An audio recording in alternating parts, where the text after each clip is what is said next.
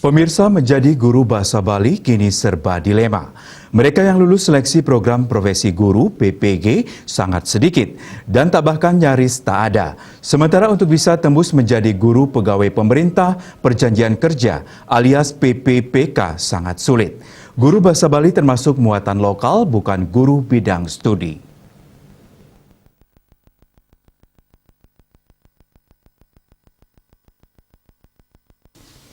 Sejumlah kepala sekolah di Denpasar mengaku kasihan dengan nasib guru bahasa Bali, padahal mereka sangat diperlukan di sekolah untuk bisa lulus PPG.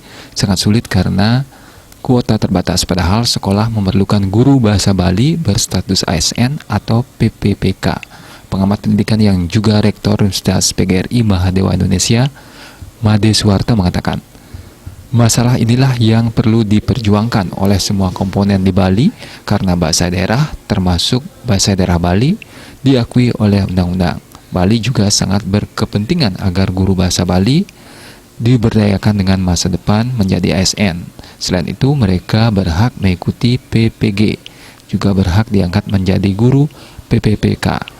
Dikatakannya, selama ini baru Uniksa yang membuka program PPG. Tahun ini kepercayaan itu dipegang UPMI Denpasar sebagai satu-satunya UPTK swasta yang menerima izin prodi pendidikan profesi guru PPG untuk guru pendidikan bahasa Indonesia, seni budaya, matematika, dan bimbingan konseling. Guru berpeluang besar untuk diangkat sebagai tenaga PPK. Tapi ketika guru-guru bahasa Bali atau calon guru bahasa Bali tidak melalui PPG, baik dalam jabatan maupun prajabatan, tentu menjadi dalam tanda kutip penganaktirian budaya Bali khususnya dalam bidang bahasa Bali. Oleh karena itu sekali lagi ini mesti diperjuangkan. Praktisi bahasa Bali Nyoman Swijel mengaku prihatin dengan nasib guru bahasa Bali dewasa ini yang sulit masuk PPG dan menjadi guru SN dan PPPK.